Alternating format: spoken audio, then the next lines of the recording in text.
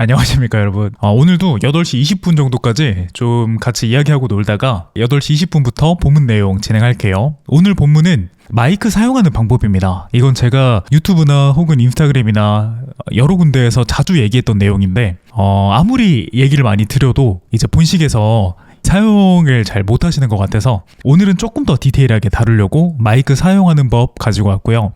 그리고 신부님의 눈물에 대한 이야기를 좀 해볼까 해요. 이 눈물도 역시 제가 항상 얘기하는 건데 그래도 이제 상담할 때마다 똑같이 말씀하시고 가장 걱정하시고 가장 신부님들께 중요한 내용인 것 같아서 신부님의 눈물에 대한 이야기, 그리고 마지막은 축가를 어떤 곡으로 해야 되는지, 그리고 더해서 누가 해야 하는지, 이런 부분들에 대해서 이야기를 해볼까 합니다. 아무래도 오늘은 좀 신랑 신부님들께서 많이 고민하시는 부분들과 잘 모르시는 부분들을 알려드리려고 가지고 왔거든요. 그래서 오늘 본문도 기대해 주시면 좋으실 것 같고요. 일단은 20분까지 그냥 편안한 분위기에서 같이 이야기하고 놀면 좋을 것 같습니다.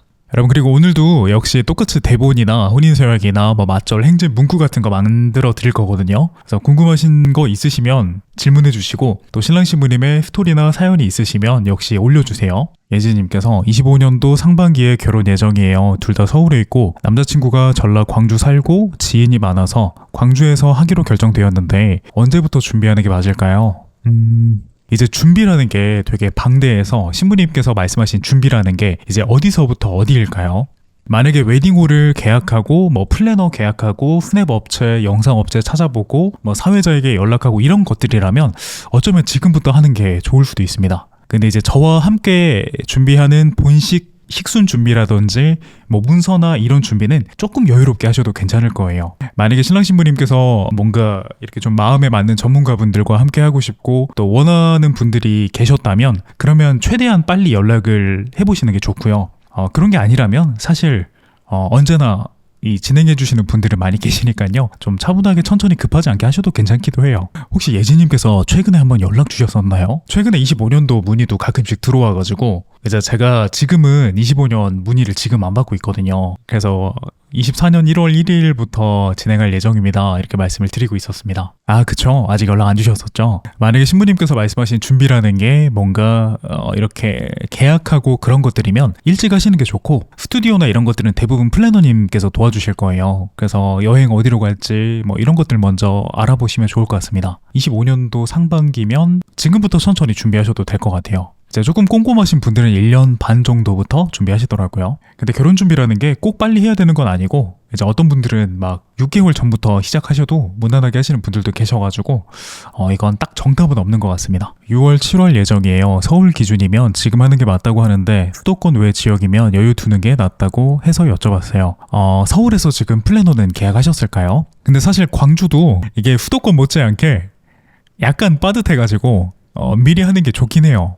웨딩홀에 계약 일정이 열리면 이제 바로 계약을 하는 게 좋긴 합니다. 서울은 이제 좋은 곳도 많지만 인구가 엄청나게 많아가지고 그런 거잖아요. 근데 이제 또 광주는 인구도 어느 정도 있는데 이게 특정 장소에 되게 몰려요. 그래서 만약에 신부님께서 원하시는 웨딩홀이 있으시면 엄청 빨리 하셔야 원하는 시간과 원하는 날짜에 진행을 하실 수가 있고, 스드메만 서울에서 하신다고요? 근데 이게 광주는 서울하고 약간 시스템이 달라가지고 광주는 플래너가 있어야 드레스랑 이런 걸 진행하실 수가 있어요. 만약에 스드메를 서울에서 하시면은 어쩌면 광주에서는 플래너가 없어도 될 수도 있습니다. 지금 예지님께서 스드메를 직접 하시는 거죠?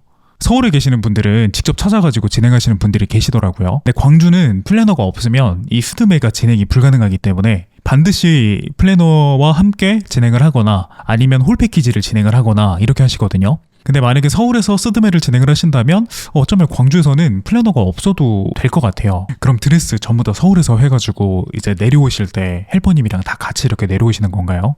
아직 그런 것까지는 잘 모르시죠? 혹시 알고 계신가요? 그쵸. 직접 하고 계시죠? 근데 지금부터 스드메를 알아보셨다면 꼼꼼하신 것 같아요. 그리고 직접 준비하신다는 것도 아마 꼼꼼하신 스타일이신 것 같아서 그러면 어쩌면 지금 연락해 보셔야 됩니다. 이제 인터넷이나 한번 쭉 찾아보시고 마음에 드시는 업체나 혹은 마음에 드는 웨딩홀이나 이런 게 있으시면 지금 바로 연락을 해보셔야 아마 일정을 잡을 수 있을 겁니다.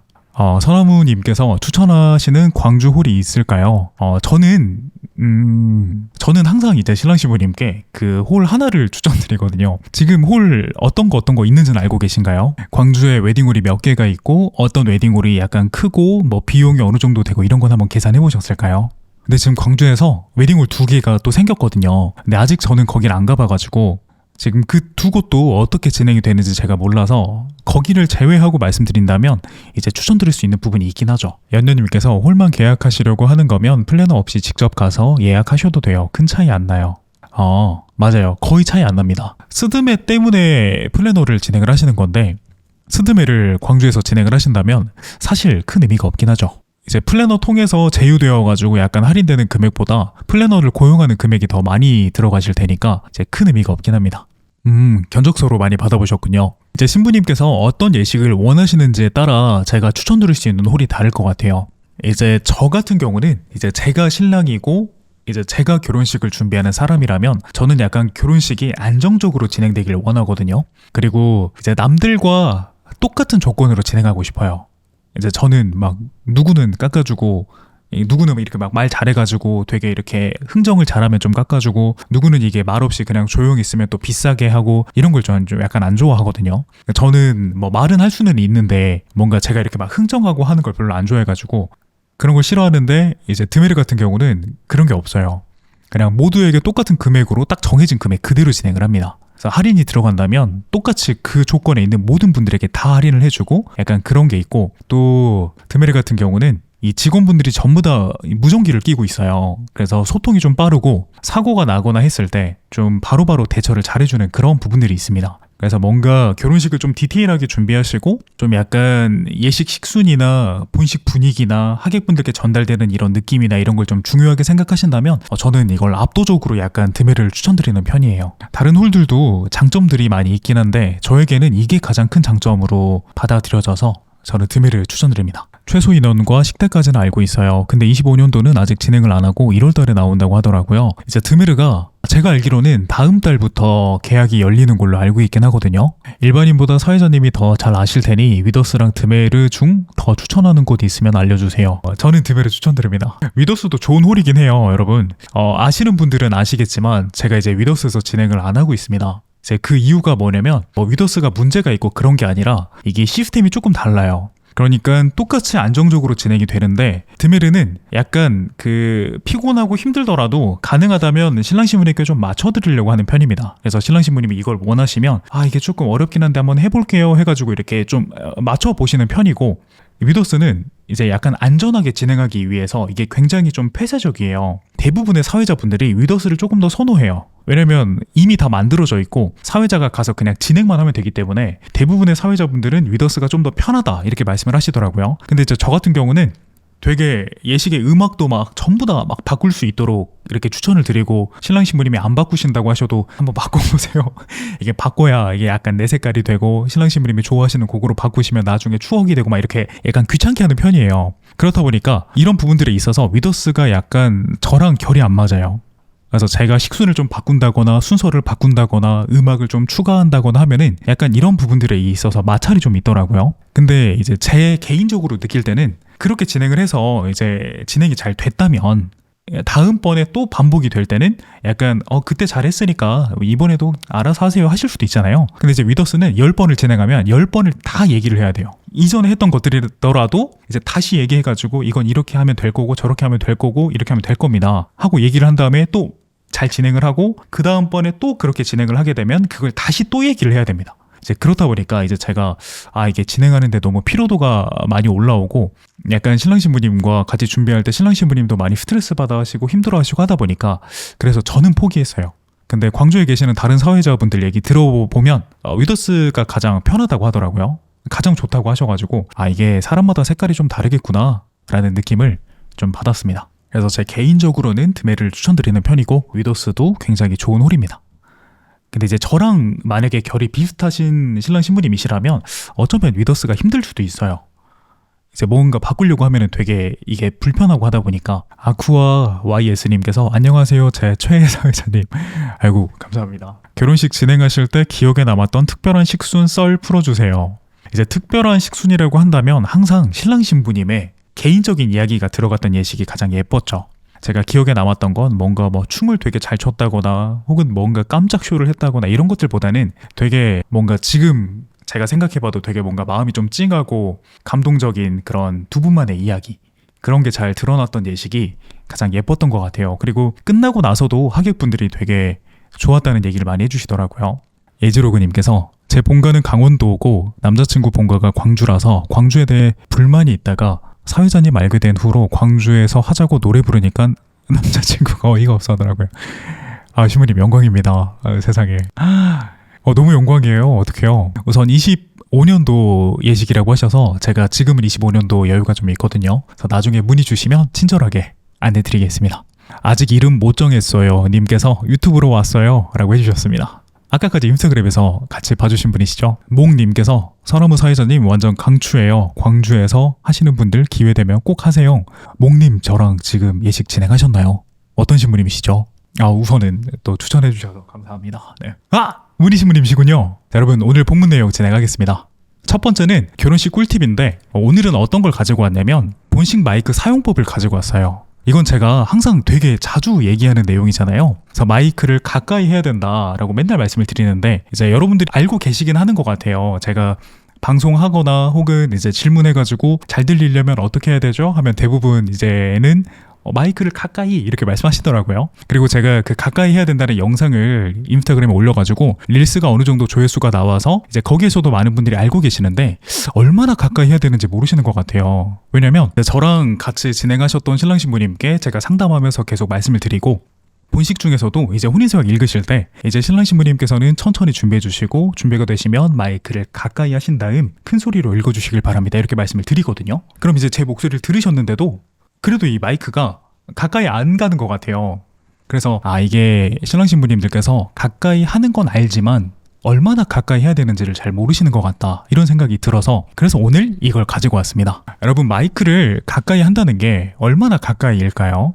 이제 노래방에서 노래하시거나 강제로 뭔가 끌려나가서 마이크를 잡는 게 아니라면 대부분 우리는 이제 살면서 마이크를 잡아볼 날이 별로 없잖아요. 그래서 신랑 신부님들께서 마이크를 되게 낯설어 하시고 좀 이렇게 무서워 하시더라고요. 근데 마이크를 진행을 하신다면 지금 여기가 소리가 들어가는 부분이고 여기도 소리가 들어가거든요. 근데 간혹가다 마이크 머리를 이렇게 잡으시는 분들이 되게 자주 있으세요. 이제 축가를 할 때도 그렇고 혼인서약 할 때도 신랑님들께서 대부분 마이크를 이렇게 잡으세요. 이게 왜 마이크를 이렇게 잡는 거냐면 래퍼들이 마이크를 이렇게 잡습니다. 래퍼들은 이 소리가 울리면 안 되고 가사가 또박또박 들려야 되기 때문에 그래서 여기를 울리지 않게끔 소리를 잡고 이제 이렇게 얘기를 해요. 근데 노래를 하거나 아니면 혼인서약을 읽으실 때 여기를 잡아버리면 가수들이 이렇게 발라드 가수들이 마이크를 여기를 잡는 경우는 거의 없습니다. 보시면 대부분 힙합 하는 사람들이나 이렇게 잡고 발라드는 항상 이렇게 잡아야 돼요. 그래서 소리가 여기에 이렇게 다 들어가야 깔끔하게 들어갑니다. 그리고 가수분들이 콘서트 하는 그런 공연장이나 아니면 깔끔하게 무대가 만들어져 있는 그런 곳하고 웨딩홀하고는 시스템이 조금 달라요. 그래서 웨딩홀에서는 이걸 이렇게 잡아버리면 이게 소리가 완전 먹먹해가지고 잘 안 들려요. 이렇게 하면 발음이 지금 여기에서 설명을 드리자면 이렇게 하면 되려나? 지금 제 목소리가 조금 다르게 들리시나요? 약간 이런 식으로 소리가 먹먹하게 들릴 거예요. 근데 저는 지금 이게 소리가 어떻게 들어가는지 모르겠는데 이런 식으로 하는 거랑 이렇게 들리는 거랑 아마 소리가 좀 다르게 들리실 겁니다. 이런 식으로 여기를 이렇게 잡아버리면 신랑님이 어떤 말씀을 하시는지 잘 안 들립니다. 그래서 여기를 잡으시면 안 되고 꼭 여기 아래를 잡아주셔야 돼요. 그리고 가까이 한다는 건 얼마나 가까이 해야 되냐면 이렇게 입이 닿다시피 가까이 하셔야 돼요. 입이 닿다시피. 제가 항상 입이 닿다시피 해야 된다 말씀드리거든요. 그럼 이제 이 정도로 하시는데 이 정도도 사실 이게 멀어요. 우리가 볼 때는 별거 아니잖아요. 근데 이것도 왜 그렇게 들리는 거냐면 이제 가수분들이 노래할 때 으아 이렇게 하잖아요. 이렇게 마이크를 뗀단 말이에요. 우리는 이게 익숙한 거죠. 우리가 음악 프로그램을 보거나 뭔가 이렇게 가수들이 노래하는 걸 보면 항상 노래할 때 이렇게 으아 이렇게 마이크를 떼니까 이제 이게 우리에게는 익숙한 거예요. 근데 이런 식으로 하면 소리가 아예 안 들어갑니다. 지금 이거는 이 마이크랑 조금 다른 마이크예요. 그래서 성능이 조금 다른데 여기서 제가 얘기할 때 이렇게 멀어지면 아마 지금 들리실 때 소리가 좀 다를 거예요.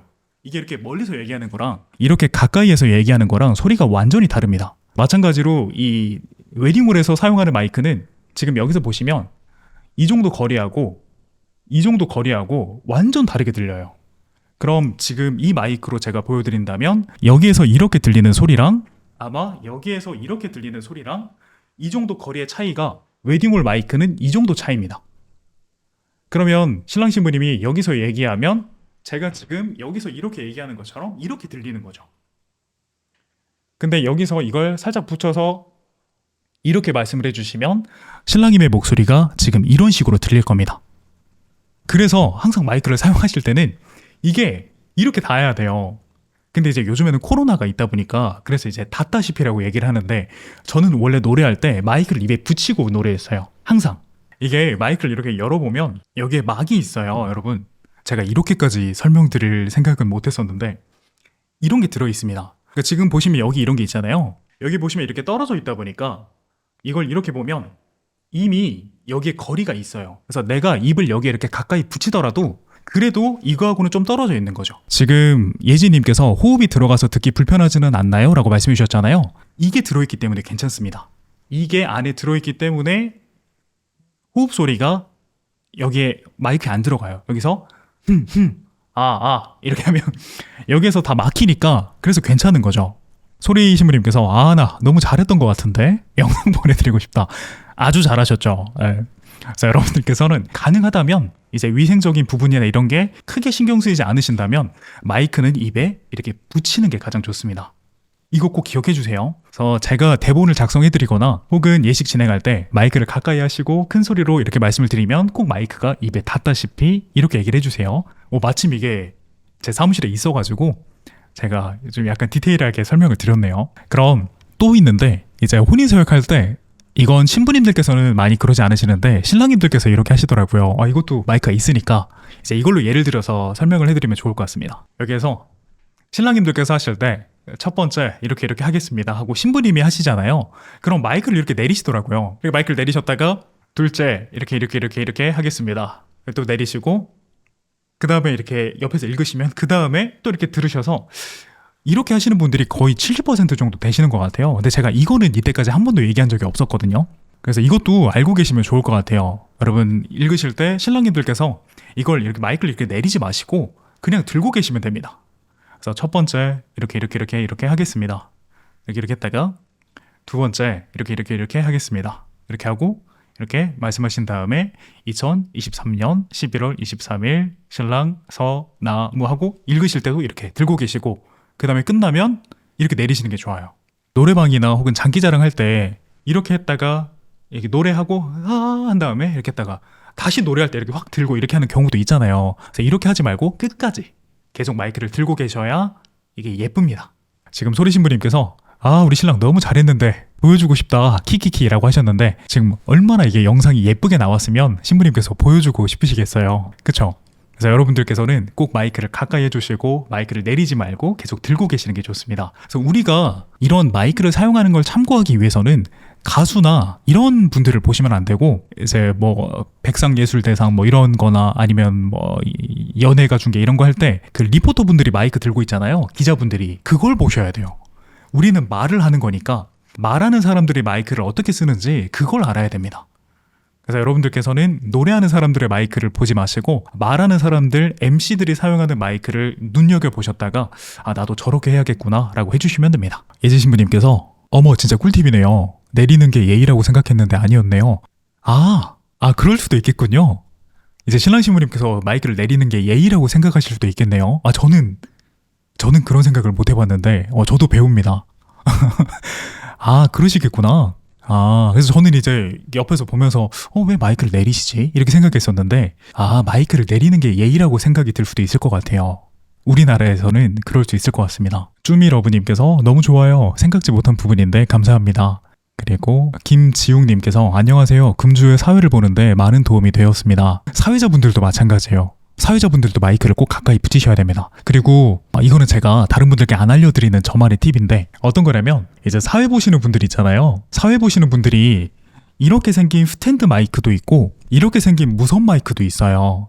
근데 사실 소리를 들려주기에는 무선 마이크가 좀 더 좋습니다. 왜냐면 내가 이렇게 자세를 바꿀 때마다 마이크를 이렇게 가까이 하고 있어서 언제 어디서나 똑같은 소리를 들려줄 수 있으니까 무선 마이크가 조금 더 좋긴 한데 사회자가 이렇게 마이크를 하나 하고 있으면 박수를 못 쳐요. 그래서 저는 무선 마이크를 안 씁니다. 이제 제가 사용하는 마이크를 보면 항상 이렇게 스탠드 마이크를 쓸 거예요. 그래서 저는 항상 이렇게 멘트를 하고 박수를 이렇게 쳐야 되기 때문에, 그래서 사회자는 조금 음질이 안 좋고 조금 불편하더라도 스탠드 마이크를 사용하는 게 좋습니다. 그래서 웨딩홀에는 항상 스탠드 마이크가 있죠. 그래서 그걸 사용하셔야 적재적소에 박수를 칠 수가 있어요. 물론 무선 마이크 가지고 있을 때도 박수를 칠 수 있긴 한데, 여기서 박수를 치면 이렇게 퉁퉁퉁퉁 이런 소리가 나요. 지금 이것도 소리가 날려나? 이렇게 박수 칠 때마다 이렇게 소리가 납니다. 들리시나요? 이렇게 소리가 날 수가 있으니까 가능하다면 무선 마이크보다는 사회자는 이렇게 스탠드 마이크를 사용하는 게 좋고, 지금 소리 신부님께서 리본 말씀하셨잖아요. 이제 그때는 저도 무선 마이크를 썼습니다. 왜냐면 여기에 보여드릴 수 있는 리본이 없네요. 되게 예쁜 리본이 여기 붙어 있었어요. 그래서 소리 신부님께서 이제 여기에 예쁜 리본을 달아주셨으니까 그때는 그 리본이 훨씬 더 예쁘니까 무선 마이크를 썼죠. 그렇게 특별한 게 아니라면 가능하다면 스탠드가 더 좋아요. 예지 신부님께서 마이크를 내리는 것이 상대한테 집중하라는 예의 표시인 줄 알았는데 오히려 대고 있다는 게 좋다는 꿀팁 꼭 기억할게요. 아 그렇네요. 신부님이 얘기할 차례니까 이제 나는 마이크를 그럴 수도 있겠다.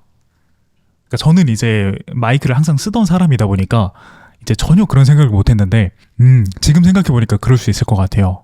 상대방이 얘기할 차례니까 나는 자연스럽게 마이크를 떼는 게 맞다, 이렇게 생각하실 수도 있겠군요. 하지만 마이크는 끝까지 들고 계시는 게 좋습니다. 그리고 이제 한 가지가 더 있어요. 녹음기가 있습니다. 녹음기.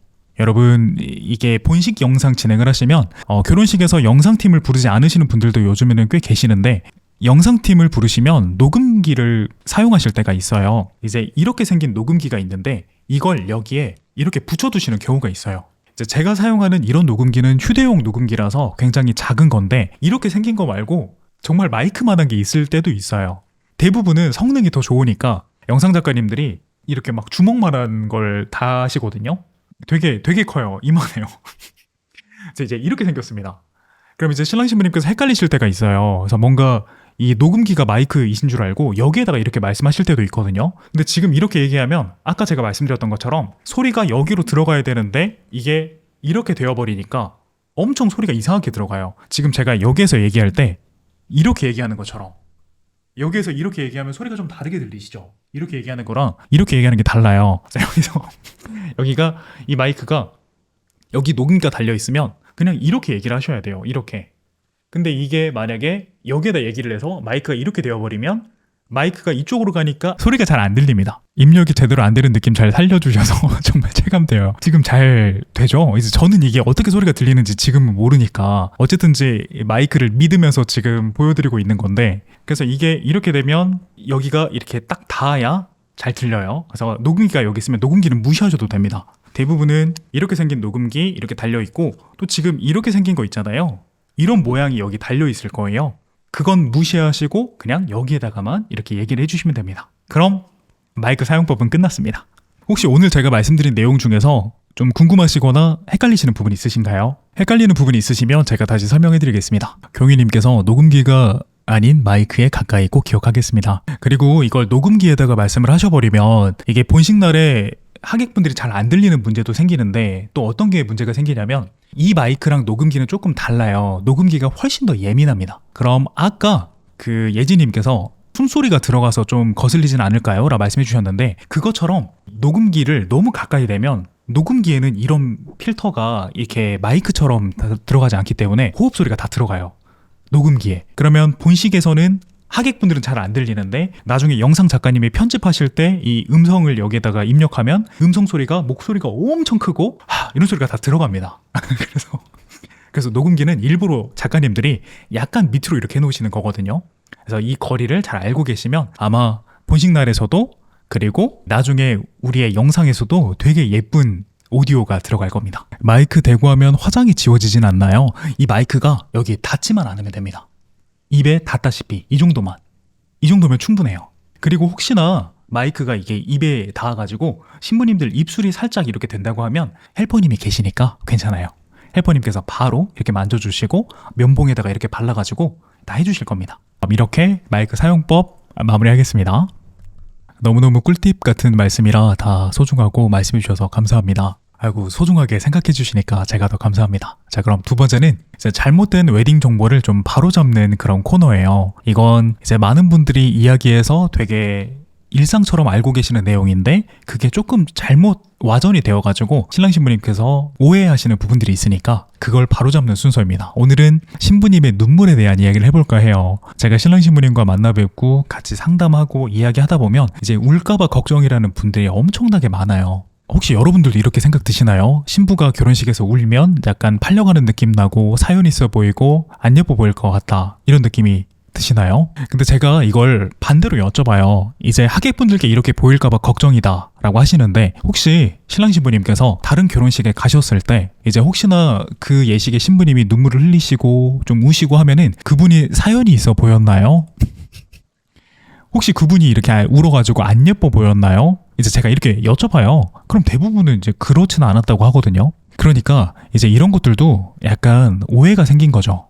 신랑 신부님께서는 이제 워낙 이런 얘기를 많이 듣다 보니까, 근데 이런 얘기는 이제 어른들이 장난으로 하는 거예요. 장난으로. 이제 막 울거나 하면 뭐 팔려가는 사람도 아니고 왜 울어? 막 이렇게 하고 뭐 사연 있는 거 아니야? 하면서 이렇게 장난치는 거잖아요. 근데 이게 계속 유행어처럼 뭔가 결혼식에서 울면 이렇게 꼭 밥 먹을 때 장난치고 사연 있어 보이더라 이렇게 막 장난치고 하니까 신랑 신부님께는 준비하실 때 뭔가 진심처럼 받아들여지는 거예요. 그래서 내가 막상 내 친구나 다른 사람 볼 때는 그런 느낌이 전혀 없었는데 뭔가 내가 울면 팔려가는 사람처럼 보이는 거 아니야?